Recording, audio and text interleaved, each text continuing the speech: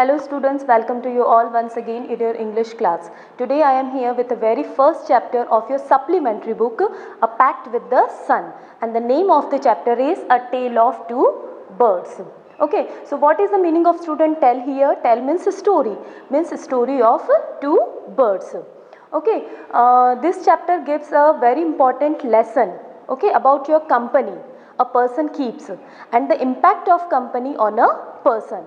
In this story we will read about two young birds, okay, who got separated because of the storm, and they landed at different places, two different places, and they lived with two different kinds of people.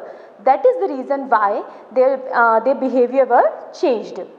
So let's move to the story. Okay, so this is your story. There once lived a bird and her two newborn babies in a forest. They had a nest in a tall shady tree, and there the mother bird took care of her little ones day and night. So the student's story begins like this. There was a bird, a mother bird, and it had two young ones, two small birds, okay, and they all were living very happily in a tree, in a shady tree in forest. And the mother bird loved her young ones very much. She took care of them day and night. One day there was a big storm, there was thunder, lightning and rain, and the wind blew down many trees. The tall tree in which the birds lived also came down. A big heavy branch hit the nest and killed the bird. Fortunately for the baby birds, the strong wind blew them away to the other side of the forest. One of them came down near a cave where a gang of robbers lived. The other landed outside a Rishi's ashram a little distance away. So what happened, student, one day very badly there was a storm, a forceful storm, and the storm was very forceful, okay, means very strong.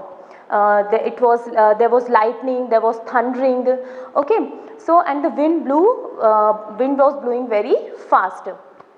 So what happened, the poor bird, the mother of those small young ones, okay, it had to give away its life, means she is dead. But one good thing happened, student. Fortunately the baby birds, those young ones, they were saved. And how? Because when the wind blew very fast, and the wind blew them away along with the young ones.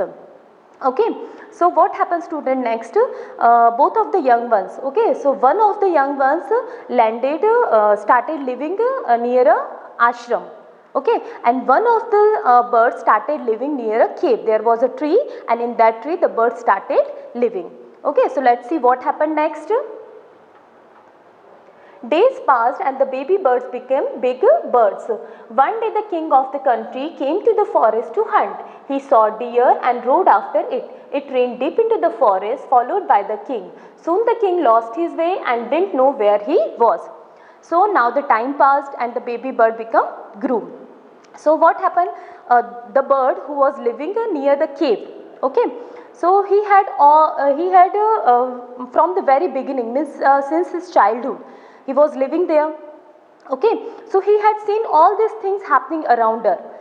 Because in the cave, do you know, children, the robbers were living, okay, and the robbers, what they used to do, they used to rob people, okay, they steal things from the people. If the people, they would go from there, if the people, they would just pass that area, the robbers, they would steal them, okay. So the bird who was living there since his childhood, so he had seen all these things happening around him. Okay, he had nothing seen any other things except for robbing, except for using abusive words. So these birds he had to copy the language of the robbers. Okay, what they were doing, he had copied all these things. Now his behavior is totally changed. Okay, so what happened, student, one day a king of the country came in the forest for hunting, okay. He was chasing a deer and he ran deep into the forest. Now he lost his way, okay, so now he was feeling very tired, he wanted to take rest. So he was quite close to that cave. So what he thought, that I should take rest here for some time, then I will go. So let's see what is next. He rode on for a long time till he came to the other side of the forest. Very tired by now, he got off his horse and sat down under a tree that stood near a cave. Suddenly he heard a voice cry out, "Quack, hurry up! There is someone under the tree. Come and take his jewels and his horse. Hurry or else he will slip away." The king was amazed. He looked up and saw a big brown bird on the tree under which he was sitting. He also heard faint noises issuing from the cave. He quickly got onto his horse and rode away as fast as he could. So he was quite close to that cave. So there was a tree and he thought, I will rest under that tree. So as soon as the king came under the tree, the bird started chirping. Okay. And what the bird said to the king, there was robbers inside. Okay. So when the king heard the voice, someone is talking, some bird is talking. So at the moment he looked up and he was amazed, he was surprised. There was a big brown bird and the bird is speaking. Actually student, the bird intimating the robbers that someone is outside the cave, one king is outside the cave. So hurry up, why don't you people come and rob the king? Okay. So this was the bird actually intimating the robbers. So what the bird, again the bird is saying, quick hurry up, take his jewels, take his horse.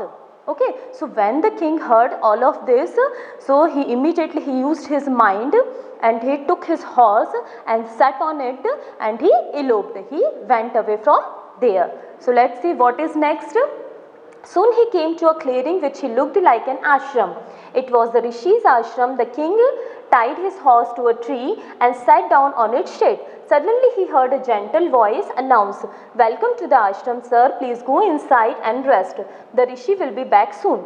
There is some cold water in the pot. Please make yourself comfortable." The king looked up and saw a big brown bird in the tree. He was amazed. "This one looks like the other bird outside the cave," he said to himself loudly. Now the king slowly he reached towards the other side of the forest. Now he was quite close to that ashram and there was also a tree. So the king rested under that tree. So again he heard a voice. Again a bird is speaking. So now what the bird is speaking, when king heard the voice, again he was very amazed, he was very surprised. So the bird, here the bird is saying, "Welcome sir, we are very happy that you are here. Please make yourself comfortable. There is a Rishi's ashram but the Rishi is not there. He went to some work." Okay. So there was a cold water also, there is a pot also, in that pot there is a cold water. So please make yourself comfortable, have some, take rest and have some water and food. So when the king heard all of this, that the bird is greeted the king, he was very surprised, he was very happy also. So at the moment he spoke loudly, the same kind of bird I met outside the cave and the same kind of bird here. So what the bird replied, "You are right sir," answered the bird. "He is my brother but he has made friends with robbers. He now talks as they do. He doesn't talk to me anymore." Just then the Rishi returned the ashram. So when the bird heard that the king was saying like this, so the bird said, "Yes sir, the bird whom you met outside the cave, he is my brother and we don't talk to each other because he lives with that robbers and I live here in the Rishi's ashram. So he doesn't talk to me."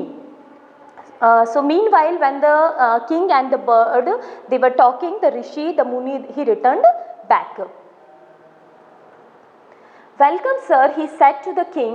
"Please come inside and make yourself at home. You look tired, rest for a while, then can share my food."